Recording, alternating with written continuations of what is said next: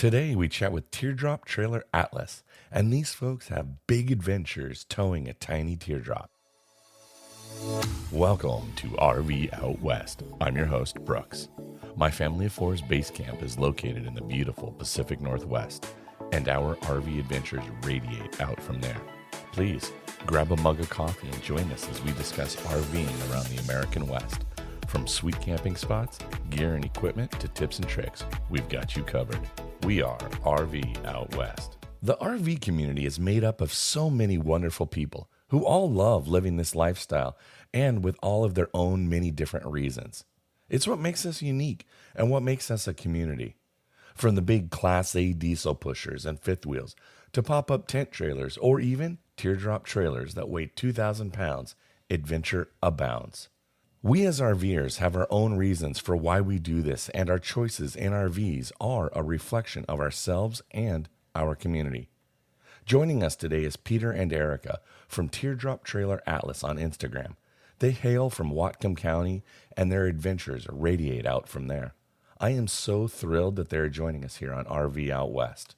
Yeah. Same. Oh, it was fun. Yeah, so tell me a little bit about the story of you. So I grew up in Bellingham, Washington. Well, around Bellingham, Washington, and grew up camping and RVing, both trailers and tents and things like that. And then met Erica in 2014, and then we got married in 2017.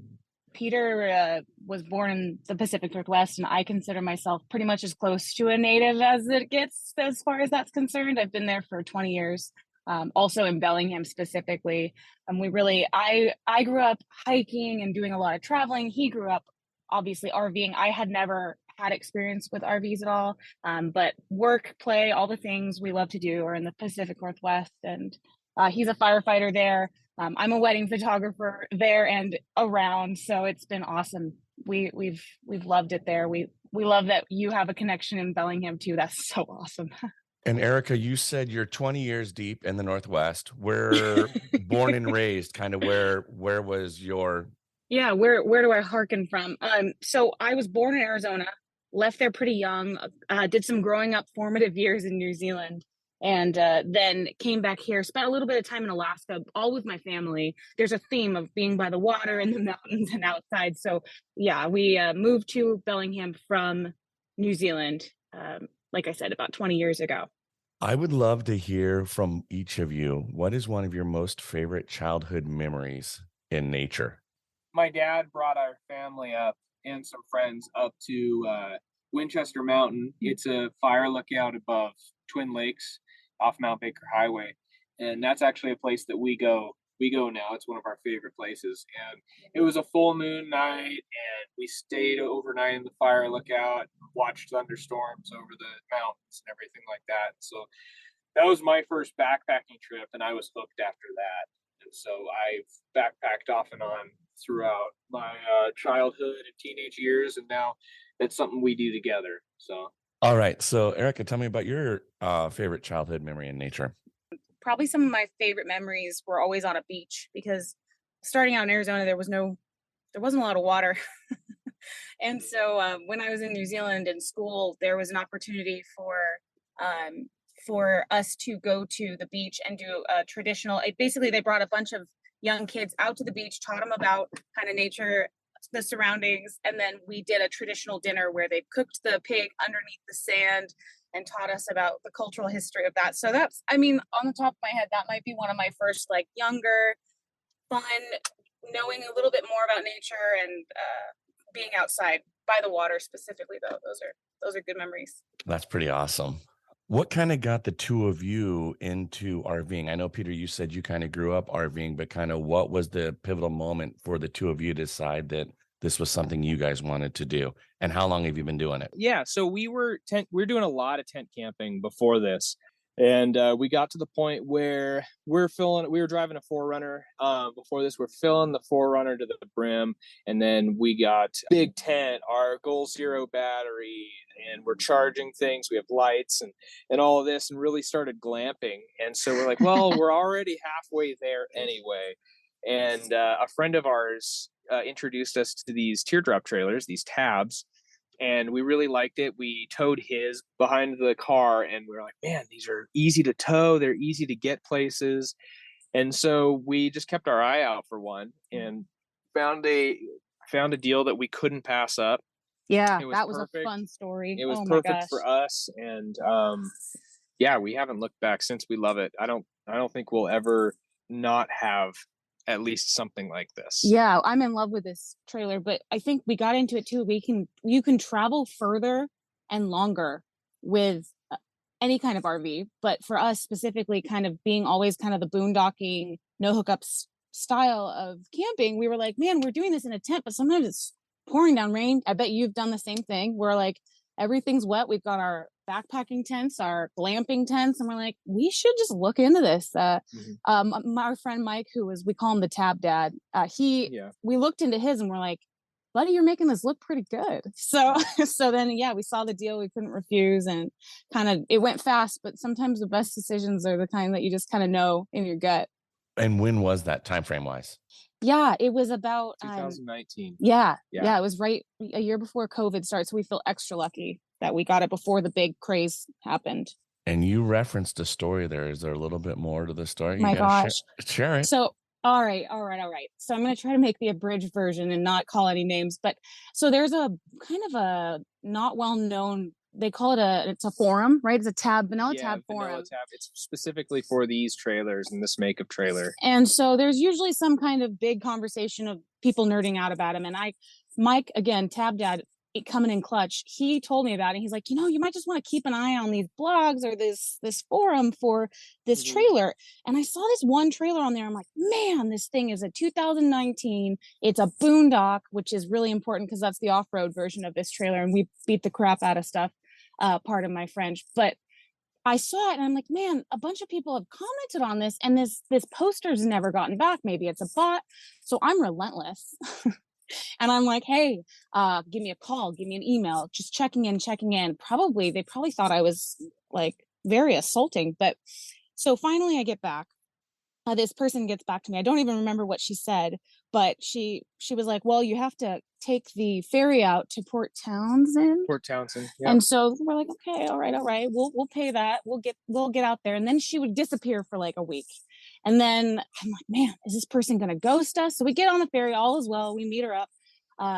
She acted like she kind of was, she was going to run. We thought she was going to run. Right? Like, oh my gosh. A couple of times I couldn't tell if it was that she didn't trust us or if she didn't want to sell the trailer, but felt like she had to. We don't know, but it was one of those things where friendly. She was super friendly. It was just one of those experiences where we thought maybe we traveled all the way out there for nothing. And we were going to see smoke as she ran out. Like, I was like, dude, if you need to look at you can hold on to our keys. You can look at my ID. We're of course shaking in our boots. We're so excited. Yeah. And then also wondering, like, is this lady going to flight risk on us? Because, and I think she did. I think she kind of thought maybe we were going to try to steal it. Us, the most boring looking people, just were like, no, sorry, man. But anyways, a lot of times when you do a transfer and stuff over as far as sale goes, it's pretty quick and easy. You kind of just do the paperwork. She had us like running through the bank. She had to make sure it was a mutual bank. She wrote her signature that was 3 pages long. It felt like it was all a good story to retell, but man, we thought for sure it was a big day to buy a trailer. It was a big day to buy a little trailer, but she was great though. We really appreciate it. We really do feel like it was meant to be. We got a screaming deal on something that's lasted us many camping trips, but oh my gosh, man. That's crazy. It's wild. That's pretty wild. Yeah, that's intense. Oh. I had a pop-up and Pippa the pop-up. And Pippa was the first one that got us into it. It was an anniversary present with my wife and I one year. Awesome. Mostly because we just wanted to get onto a bed and not be sleeping on the ground anymore. Kind of turn that corner in my life. And I was like, if I can get onto a bed, it would be awesome. Amen. Back problems gone. Gone. Yep. We kind of already answered why a teardrop, but is there anything specific on your teardrop? Does the back, it doesn't open up like those other teardrops that have the kitchen on the exterior? Right. It's not a clamshell. This company does make teardrops that have the clamshell. But we we are happy with what we have here. I personally really like the clamshell look. I like that kitchenette off the back. When I'm camping, I love cooking outside. But living in the Pacific Northwest, having the kitchenette inside is It's a really necessity. nice. Yeah. It is. Yeah. It is. Waking up in the morning and just hearing the rain on top of the trailer, it's nice to be able to just get up and make your coffee right there and not have to go outside yet. And I know that 100%. and this is all audio, but for your viewing pleasure, you can see behind me, there's a full kitchen, there's a fridge. It all runs off of propane. And then we've got our little bathroom tucked away, our wet bath. Yeah. So it's pretty amazing what they fit into what New Camp fits into these little trailers. Yeah. That's why we picked it. And that's why we picked it, is it was a small package, but it had all of the things that we needed. It's easy to tow. I think we're right around 2,000 pounds dry. So light. So it does really well. And it fits all of our needs perfectly. And it survives the abuse that we put it through. Yep. New Camp specifically. Yeah. Shoulder seasons out here are just fantastic. I mean, yes. Everything's more quiet, and it's just, I love to camp in the summer, but camping in the shoulder season and in the rain is actually really fun. So it is. Yeah. And we kind of set up awning city. We've got an awning for the trailer, we've got an awning for the truck, and then we've got a new smaller one that we can kind of use for the in between. And that's been a lifesaver too, is just keeping dry when we're outside as well. And you've camped in tents, Tarp City is where it's at. Like, if you can stay dry, you can stay out there for as long as, there's no bad weather. It's just bad preparation for what you're going into. Well, what awnings are they? And then are they kind of freestanding, or do you still rely pretty heavily on using trees to, run a tarp line? And yeah. So we have the trailer, we have a couple, the awning that we use specifically for the trailer it's called an Isabella, I think Isabella Deluxe awning. Isabella Deluxe. So it connects to the trailer itself. Sure, I'll hold it. It connects to the trailer itself, and it's pretty sturdy. It doesn't need trees or anything like that, but we can set guy lines on it if it's windy. And then we have a awning on the truck by Alucab, and it's one of those it rotates out 270 degrees or something like that. Our bat wing. We call it the bat wing. It looks like kind of like those bat wing awnings, and so that just stays on the truck, doesn't need any tents, or doesn't need any trees. And then finally, so we have this new moonshade awning. And we've been trying that out as kind of that in between, like it's, if we're camping one night and we don't want to set up the big Isabella awning, it's a little bit smaller, but it's lightweight, sets up off to the side, and we can put it either on the truck or on the camper. It has these suction cups that will basically stick to the side of any metal. And so, it does great. I wouldn't say it's, it holds up to a good breeze and some rain and stuff. Really good analogy is like you heard what we did with tents. We were like, our little tent, our light tent, our big tent, our bright tent. Yeah. So we did the same thing now we found with awnings is like high speed, low drag. The moonshade works great. The moonshade is super freaking cool. We're kind of obsessed. But then to make like a whole guest room, the Isabella becomes a second house. We call it the living room because it's an awning that has walls on all three sides that aren't connected to the trailer. And in the wintertime, we'll just put a little buddy heater in there and we'll all sit in there and hang out. We've camped in about 10 degrees and been comfortable in that awning. Yeah. Yeah. It's almost like a room. We're obsessed. So I'm going to pigeonhole you. And now if you guys want to work together or independently, depending on how you want to answer this question, you might be able to get more. Where are your favorite places to camp here in the Pacific Northwest? I'm looking for top 3. Okay. Now we have a little bit of fudge, if you need a little fudge factor, you got 4, but I don't need your top 10. Got it. Gotcha. Number 1's easy, and we always are like, do we share it? But we like sharing it. Baker Lake, over near Concrete, Washington. Why? Because a lot of people stop short when they camp there, and they camp at Panorama Point, which is a beautiful campground. Yeah. Love it. But what we do is if you push past a little bit further, and you probably have been there, the roads get really hairy, which is exactly what we want. And then dirt roads. Yeah. And then there's just secret little tucks of camping right on the lake. You've got the backside of Mount Baker. You can take a paddleboard out there. It's basically heaven. Yeah. It looks like a little green forest. So that's our number one. We go there to recharge, to turn off phones. Yeah, we'll probably go out there at least. If it's a good summer, we might push 10 times a year. Yeah. Going out to Baker Lake. We just were there. Because it's just close enough that we can do an overnight, maybe 2 nights. But then we could also spend a whole week there if we wanted to. It's so nice. So yeah, it's great. If you just have the time to go scout it, that's where you want to be. It's heaven. But then the Hoh Rainforest has been something we always are coming back to. Yeah. Again, I didn't think I would go out to the peninsula as much as we do now, but there's a great hip camp out there that we like going and returning to every year. Yeah. It's Dan and Maggie. Yeah. They're great. They have a really great hip camp set up out there and access to the what river is it? The Hoh River? I think so. Yeah. Yeah. You know what hip camp is, right? Everybody does at this point. Yeah.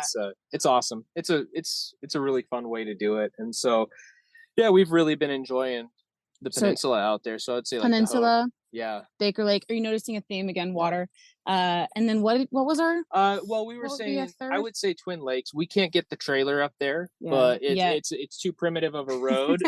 He's talked me out of it. I've tried. I'm like, so it's kept us in touch with our tent camping side every year, every summer. So if you've got a tent, that's it. And then hip camp's along Highway 20 and Highway 2. I know that's vague, but do some research, and there are some amazing spaces out there. I'm like, wow, these people own this amazing land. We're so lucky. Especially if you set yourself up for boondocking, it opens up a whole bunch of them for you. Yeah. Ugh. So your favorite weekend trip, I was going to say, but I think that sounds like it's Baker Lake for you guys. It's probably your favorite weekend trip now. Or Baker, like the mountain, depending. Yeah, and pretty much around Mount Baker. We'll do some camping off Mount Baker Highway, but we've been finding ourselves going back to Baker Lake. And yeah, like you're saying, weekend camping, like 1 night, 2 nights, it's worth it to us. Yeah. So. Anywhere where you can hike and be in the water. Mm-hmm. Well, and Highway 20 is an absolutely gorgeous stretch of road. So it's probably in my top 3. Like 395 is my number 1. 395 goes from Death Valley up to Tahoe along the spine in the back through Bishop and Mammoth all the way. We just got a sticker from 395. We were there last year, and I was like, this is amazing. That's my favorite stretch of road in America. And Mammoth Lakes has a lot of hot springs. Yeah. Yeah. Oh, yeah, it's cool. They're pretty great. Yeah. Yep. That is a good spot. People are really missing out. Eastern Sierras are awesome. Mm-hmm. Yep.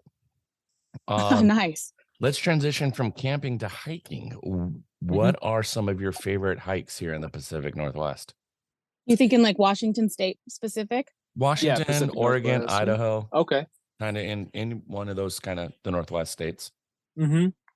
Yeah, so I'd say like our top we were so lucky a couple of years ago to get the lottery for the Enchantments over there by Leavenworth. And so we did a week up in the Enchantments, and I would say that was a once in a lifetime experience. And so that's up there on my top for sure. That's got to be putting it up against pretty much any hike I think we could do.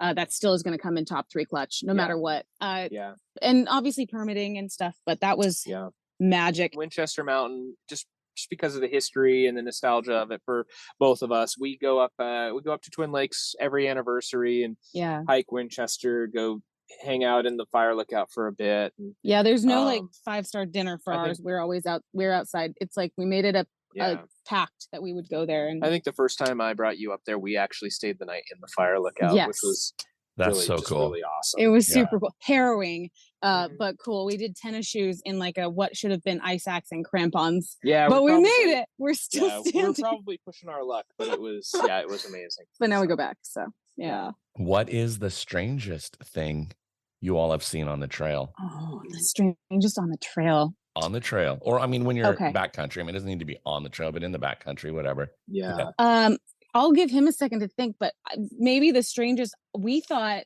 in the Enchantments, actually, we thought that there was a missile. and I'm embarrassed to retell it, but we thought that we're sitting out stargazing. It's 20 degrees out, a little bit of snow, but the sky is clear. And we look up and there's this blazing, and not small, this is no exaggeration. We've seen shooting stars. Blazing red thing going through the sky. And that was, and so it was, the light pollution is so little out there. We're looking at shooting stars, and there's one that comes up from behind us. Oh my gosh. And we just watch it. And, sometimes you'll see a shooting star and it'll burn out. This one just kept going over the horizon. Yeah. And it just disappeared over the horizon. And all of us who were sitting there, we all thought the same thing. We all thought that looked like a rocket. Like, it looked like, our first reaction was, that's not a shooting star. And so it was the craziest shooting star we've ever seen. But I was like, we're gonna get back and it's gonna be those like Land Before Time books. Myself. Seriously? I think I saw the same. I was in Lake Chelan camping, sitting yeah, around a you campfire, and we ended up pulling out our phones, and it was SpaceX launching the satellites. Oh, yeah. It was the long obelisk looking thing, and it was like a little bit low on the horizon, and I was like, what is this? And they all moved together. Yeah. Yes. Yeah. That was SpaceX launching. Wasn't that crazy? Yeah, it was crazy. Yeah, that was nuts. And you can sometimes see them now too, I think. But I remember when those were getting launched. Yeah, really weird. What was the weirdest thing for you though? Did you? I would say it was really cool, but it was definitely one of the stranger things. Yeah. I can't think of anything else off the top of my head. I mean, everyone's seen like bears on the trail and stuff. Mm-hmm. Seeing people taking a potty break on the side and you accidentally catch them. You're like, oh, sorry, friend. Yeah. I think so we were talking about Mammoth earlier. We were going to Wild Willie's Hot Springs. Oh gosh. And sometimes out at those hot springs you meet some true boondockers. Wild Willie himself was out there that guy, night. You couldn't tell if he was living there or if he was broken down, but we dubbed him Wild Willie, and he had a big bus that was colorful and had giant stuffed animals on the roof. And he was a head full of dreadlocks doing yoga on the roof of his bus. And that was pretty strange, but it was I fun. Appreciated it. We could see living his best life. Oh, he was living the dream. His best life. Yeah. We don't know what dream he was living, but it was a big one. It was so fun. Yeah, he was great. We are getting close to wrapping up. So quick rapid fire. What is each of yours favorite guilty pleasures? Ooh. Go. Well, I thought I had it. Well, road snacks, beef jerky. Oh yeah. What's my road snack? My road snack. I start every road trip off with corn nuts, ranch corn nuts. Like a weird. I never get them any other time, but when we start a trip, even if it's not the beginning of the trip, if it's another long day, and we stop at the gas station, I'll grab corn nuts. They're my guilty pleasure. And like a guilty pleasure, like beer in a hot spring. Yeah. Don't bring glass, please. But like a beer in a hot spring, something like a campfire, just little things like. But I think the guilty part of it for me is the corn nuts. It's like our road snacks are outrageous. We have like a designated cooler that just says like, okay, these are the levels. You have to level it, right? The first 4 hours, then the next 4 hours, and then the final stuff right at the end. The ones keep you going. Yeah. That's awesome. Is there anything that I didn't ask that maybe you want to just share? Man. Get out in RV. That's what I gotta say. It's like buying this thing, we get out camping way more than we used to, and it's been a game changer. So that's all. I mean, that's all I would add is invite people to your campfire. That's my biggest thing. I'm like, you're camping. We do cowboy campfire, and that's what we call it. And it's basically when we both agreed that campfire's open to strangers, and every time we've done it, we've met incredible people. Yes. And it started one time up off of the gravel where we just hit snow fields. We couldn't go any further, and neither could anyone else. And there was one fire pit, and we all just decided to hang out and share a fire pit. And ever since, we appreciated it so much. Ever since then, we've kind of invited people to our campfires. We love it, and share things. Go out. We like to say that we like to be alone a lot, but if there are people there, I mean, that's half of the fun is meeting new humans on the road, and share your stuff, and be good people. But, especially when you're far from home, people like to hear and see, and get solar if you don't have it. Solar, it's going to change your life. But that's my soapbox. Yeah. I love solar. Well, I you know. guys, thank you so much for taking Yeah. the time out of your day and your travel day to join us here on RV Out West. I really appreciate it, and safe travels. Thank Yeah, you, Brooks. thank you. Hope to see you on the road sometime too. That would be wonderful. Awesome. We'll have a great day. Thank you so much for listening. I'm asking you to help the show grow. Please subscribe to this podcast and tell a fellow RVer about this show. I sure would appreciate it. And if you'd give me a follow on Instagram or Facebook as well. Coming up in a couple of weeks, we will be on the cusp of our Northwest summer and the heat. Air conditioning, which was once thought of as not necessary here in the Pacific Northwest, is becoming more and more of a necessity. We chat with an expert about how to increase the efficiency of your AC unit in under an hour of your time. This episode is packed with lots of helpful info that you won't want to miss.